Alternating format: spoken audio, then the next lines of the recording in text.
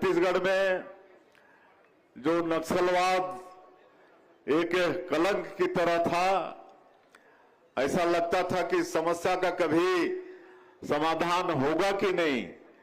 लेकिन जब double engine की सरकार बनी, हमारे देश के यशस्वी प्रधानमंत्री जो आज विश्व के सर्वाधिक लोकप्रिय नेता हैं श्री नरेंद्र मोदी जी, उनका आशीर्वाद मिला।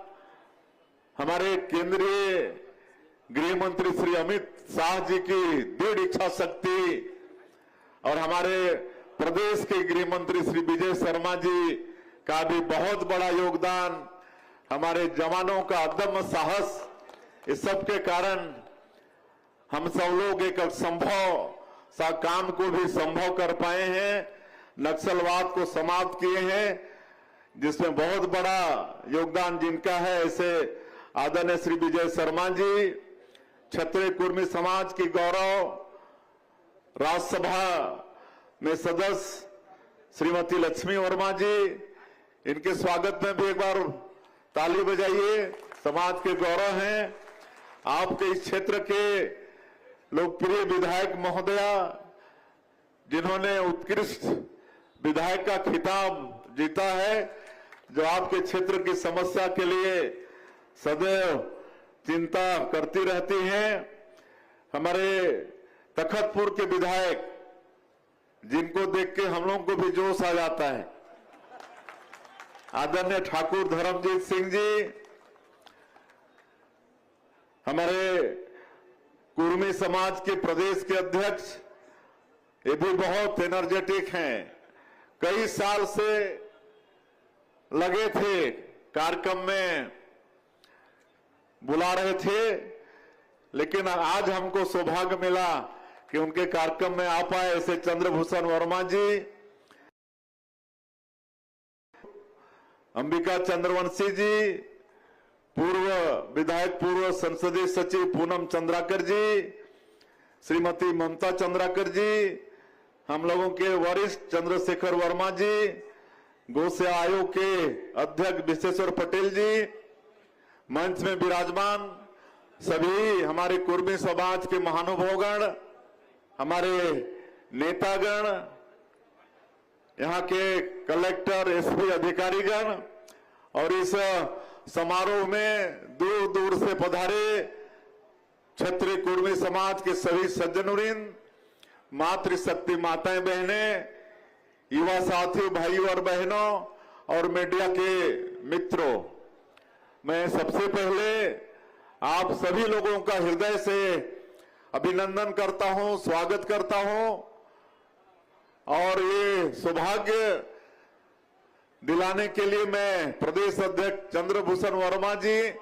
और उनकी पूरी टीम को बहुत बहुत धन्यवाद देता हूं। आज इतनी बड़ी संख्या में आप सब लोगों का आशीर्वाद मिल रहा है, आप सब लोगों का दर्शन लाभ हम लोग कर पा रहे हैं और ये समाज जिसका प्राचीन काल से ही इतिहास से बहुत गौरवशाली रहा है, छत्रपति शिवाजी महाराज का ये वंशज सरदार वल्लभ भाई पटेल, जो हमारे स्वतंत्र भारत के प्रथम गृह मंत्री हुए, लौह पुरुष हुए, ऐसे सरदार पटेल जी का ये वंशज और भी कितने महापुरुष हुए हैं समाज से। तो ऐसा इस समाज का इतिहास बहुत ही गौरवशाली रहा है और आज भी ये समाज बहुत ही शिक्षित और समृद्ध और किसानी में एक नंबर। मैं आप समाज के सभी बंधुओं का बहुत बहुत अभिनंदन करता हूं, बहुत बहुत आप लोगों का स्वागत करता हूं। और क्योंकि आज मुंगेली में कई कार्यक्रम है, 4 महापुरुषों का मूर्ति का वहां पर अनावरण है, जल्दी जाना होगा, इसलिए आज मेरा बड़ा सौभाग्य कि यहाँ पर जलेश्वर महादेव का दर्शन यहाँ पर हुआ, जो जल में विद्यमान है और स्वयंभू हैं। इस तरह से बहुत कम जगहों में जल से स्वयं प्रकट होते हैं देवादिदेव महादेव आज उनका दर्शन हुआ है, उनका पूजन अर्चन किए हैं और छत्तीसगढ़ की खुशहाली के लिए उनसे कामना किए हैं कि छत्तीसगढ़ में खुशहाली हो, सबके घर में सुख और समृद्धि हो। एक कल सोमनाथ मंदिर, उसमें हमारे देश के यशस्वी प्रधानमंत्री श्री नरेंद्र मोदी जी वहां पर जाने वाले हैं और पूरे देश में विभिन्न जगहों में जहां भी शिवलिंग है वहां से लाइव टेलीकास्ट होगा। तो ऐसा एक कार्यक्रम हुआ है और आप सब लोग देखते हैं कि जब से श्रद्धेय नरेंद्र मोदी जी देश के प्रधानमंत्री हुए हैं तब से हमारे देश में सनातन को बहुत मजबूती मिली है। इसके पहले हम सब लोग अपने को हिंदू कहने में भी थोड़ा भय लगता था, लेकिन जब से प्रधानमंत्री बने हैं आज सनातन बहुत मजबूत हुआ है। आज अयोध्या में 500 साल के संघर्षों के बाद प्रभु श्री राम एक टेंट से भव्य मंदिर में विराजमान हुए हैं और हम छत्तीसगढ़ वासियों के लिए तो बड़ा सौभाग्य का विषय है, क्योंकि प्रभु श्री राम से हम छत्तीसगढ़ वासियों का नाता बहुत ही गहरा है। माता कौशल्या का जन्मभूमि ये छत्तीसगढ़ है, प्रभु श्री राम का ननिहाल है और जब वो भव्य मंदिर में विराजित हुए तो अनेकों तरह से हम लोग छत्तीसगढ़ वाले खुशियां मनाएं और हम लोग सरकार में भी निर्णय लिए, क्योंकि प्रभु श्री राम से गहरा लगाव है और सबकी इच्छा होगी कि सब वहां अयोध्या जाएं, प्रभु श्री राम का दर्शन करें, उनका आशीर्वाद लें। इसलिए रामलला दर्शन योजना सरकार में हम लोग शुरू किए हैं। अभी तक 42,000 से ज्यादा राम भक्त इस योजना का लाभ लेके अयोध्या जाकर प्रभु श्री राम का दर्शन करके उनका आशीर्वाद लेकर आ चुके हैं और लगातार ये योजना चालू है। आप सभी लोगों को भी इसका लाभ लेना चाहिए। तो ये सब हम लोग छत्तीसगढ़ से कर रहे हैं। मुख्यमंत्री तीर्थ यात्रा दर्शन योजना ये भी जो बंद हो गया था बीच में, उसको शुरू किए हैं। बूढ़े बुजुर्गों की इच्छा होती है कि अंतिम समय में कोई तीर्थ व्रत कर लें, लेकिन हर परिवार में वो सक्षमता नहीं होती है। तो हम लोग पूरे देश में 19 जगह को चिन्हित किए हैं और हमारे बूढ़े बुजुर्गों को, हमारे माता पिता को वहां का तीर्थ करा रहे हैं। आज मैं सब गिनाने नहीं आया हूं, लेकिन आप लोगों के आशीर्वाद से अभी हमारी सरकार को 2.5 वर्ष पूरे हो रहे हैं और इतने कम समय में जो 2023 के विधानसभा चुनाव में जो वादा हमारी पार्टी का छत्तीसगढ़ की 3 करोड़ जनता से था, माननीय प्रधानमंत्री जी का जो वादा था, उस सबको पूरा करने का प्रयास किए हैं।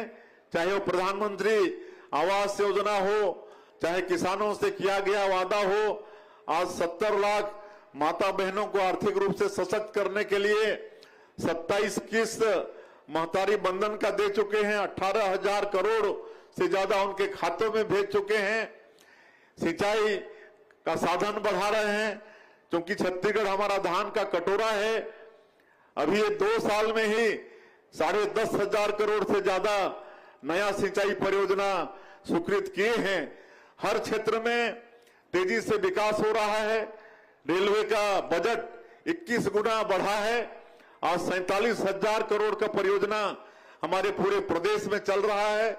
32 स्टेशन को हम लोग विश्व स्तर का बना रहे हैं। सड़क मार्ग में भी आदरणीय गडकरी जी का बहुत आशीर्वाद है। तो ये सब आज डबल इंजन की सरकार होने के कारण केंद्र का भरपूर आशीर्वाद हमारे प्रदेश को मिल रहा है। तो आज वो सब हम गिनाने नहीं आए हैं, आज हम आप सबका दर्शन करने आए हैं, आप सब लोगों का आशीर्वाद लेने आए हैं। आप सब लोगों का मार्गदर्शन आशीर्वाद हम लोगों को मिलता रहे। हम लोगों को छत्तीसगढ़ को एक विकसित छत्तीसगढ़ के रूप में खड़ा करना है और बहुत संपन्न हमारे प्रदेश को प्रभु ने बनाया है। यहाँ खनिज संपदा भरपूर है, वन संपदा भरपूर है, धान का कटोरा कहलाता है। उर्वरा शक्ति से भरपूर यहाँ की मिट्टी है। यहाँ के किसान आप सब लोग बहुत अच्छे हैं। यहाँ के लोगों के लिए पूरे देश में कहा जाता है छत्तीसगढ़िया सबले बढ़िया। तो हम लोगों को जिस तरह से माननीय प्रधानमंत्री जी 2047 तक देश को विकसित भारत के रूप में खड़ा करना चाहते हैं, उसी तरह से हमारे छत्तीसगढ़ को भी 2047 तक विकसित छत्तीसगढ़ के रूप में खड़ा करना है। और इसके लिए हम लोग विजन डॉक्यूमेंट बनाए हैं और उस अनुसार सरकार काम कर रही है। तो आपके समाज का भी, क्योंकि आपका समाज भी बहुत शिक्षित, प्रबुद्ध, समृद्ध है, आप लोगों का योगदान इसमें होगा, ऐसा पूरा उम्मीद हम लोग करते हैं। और उधर से चिट्ठी आ गया है, नोटिस जल्दी जाना है, इसलिए और ज्यादा नहीं कहते हुए बहुत सारी मांगे यहाँ पर आई हैं। हमारे प्रदेश के अध्यक्ष जी ने भी मांग रखी है, माननीय हमारे गृह मंत्री भी जिला के हैं, तो उन्होंने भी यहाँ पर सिंचाई का साधन, रोड की आवश्यकता उस पर इंगित किया है। आपके क्षेत्र की विधायक वो भी ये जो जलेश्वर महादेव धाम है यहाँ पर, यहाँ का विकास हो, उसके लिए उन्होंने मांग रखा है। तो सब मांग हम लोग पूरा करेंगे, आज सब मांग को पूरा करेंगे। यहाँ पर मैं आज इस जलेश्वर महादेव परिसर, इसके पूरे विस्तार के लिए ठाकुर साहब बोल रहे थे 6-7 करोड़। आप चिंता मत करें ठाकुर साहब, अभी भोरमदेव के लिए हम लोग 148 करोड़ लाए हैं। अभी दूसरा नंबर उधर आपका चंद्रपुर का चल रहा है। निश्चित रूप से ये भी अद्भुत जलेश्वर महादेव यहाँ पर विराजित हैं, यहाँ के विकास के लिए भी काम करेंगे। लेकिन आज हम आए हैं तो 50 लाख रुपए की घोषणा करते हैं। आगे यहाँ का भी हम लोग पूरा कैसे यहाँ का सौंदर्यीकरण हो, सबका एस्टीमेट बनवा के उस पर काम करेंगे। हम लोग जो 5 शक्तिपीठ हैं उनको भी आपस में कॉरिडोर बनाकर उसका भी विकास कर रहे हैं। आपका दंतेश्वरी माता दंतेवाड़ा में है, डोंगरगढ़ में बमलेश्वरी माता है, चंद्रपुर में चंद्रहासिनी है, आपके रतनपुर में महामाया है और उधर सूरजपुर में कुदरगढ़ी है। तो सब जो शक्तिपीठ है इनको भी जोड़ने का काम कर रहे हैं। और एक यहाँ पर आने के लिए ये 2.5 किलोमीटर रोड की आवश्यकता है। ये जो आपका डोंगरिया खरकट्टा है तो इसकी भी हम घोषणा करते हैं, यहाँ पर 2.5 किलोमीटर रोड भी बनवाएंगे। और एक आदरणीय गृह मंत्री जी बोल रहे थे कि वो बांध भी टूट गया है और आजकल वाटर लेवल भी डाउन होते जा रहा है, तो पेयजल वगैरह की भी समस्या आती है। तो एक आपका सिंचाई, हाँ, ये क्षीर पानी जलाशय मध्यम परियोजना ये है। इसमें करीब 9100 हेक्टेयर में अभी सिंचाई हो रहा है, लेकिन अगर इसमें नहर विस्तारी का कार्य किया जाए तो करीब और 1100 हेक्टेयर में सिंचाई बढ़ जाएगा। और इससे सिंचाई नहीं बढ़ेगा बल्कि इस पूरे क्षेत्र का वाटर लेवल भी ठीक होगा। और जो जलेश्वर महादेव है वहां भी जल का भराव और अच्छा होगा। तो इसके लिए वैसे अभी आदरणीय डिप्टी सीएम बता रहे थे कि 50 करोड़ के करीब लागत होगा, तो जो भी लागत होगा उसकी भी हम घोषणा करते हैं। और ये समाज उत्तरोत्तर विकास करे और इसके लिए शिक्षा, ये सब में ध्यान देना बहुत जरूरी है। और सरकार की जो भी योजना है, चाहे वो भारत सरकार की योजना हो, चाहे छत्तीसगढ़ प्रदेश सरकार की योजना हो, वो सब योजनाओं का लाभ समाज के पात्र व्यक्तियों को मिले। और शिक्षा के क्षेत्र में भी सरकार के तरफ से सारी सुविधाएं हैं, वो सबका भी लाभ समाज के हमारा बेटा बेटी लोग लें, इसी से समाज का विकास भी होगा। और आज हमारी युवा पीढ़ी नशा पान की ओर थोड़ा बढ़ रही है, तो उसके लिए भी सरकार तो चिंता करती ही है, लेकिन समाज को भी इस पर विशेष चिंता करने की आवश्यकता है कि हमारा बच्चा कहाँ जा रहा है, किसके साथ बैठ रहा है, किसके साथ उठ रहा है, इस सब भी थोड़ा हम लोग को ख्याल करना मतलब पड़ेगा, तभी हमारा समाज विकास करेगा। और जब समाज विकास होकर शक्तिशाली होगा तभी देश भी उससे शक्तिशाली होता है। ऐसा मत समझिए कि आपका समाज में इस तरह से सम्मेलन होगा और विकसित होगा तो उससे समाज का ही भला होगा, ऐसा नहीं है।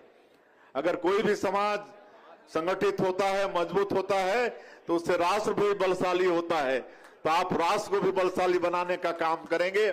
मैं पूरे समाज का फिर से एक बार हृदय से अभिनंदन स्वागत करते हुए और इस सौभाग्य अवसर प्रदान करने के लिए प्रदेश के अध्यक्ष और पूरी टीम सबको कल शाम को भी आदरणीय राज्यसभा सदस्य लक्ष्मी वर्मा और पूनम बोले नहीं जाएंगे तो हम लोग धरना में ही बैठ जाएंगे, तो वैसे तो हमको आना ही था।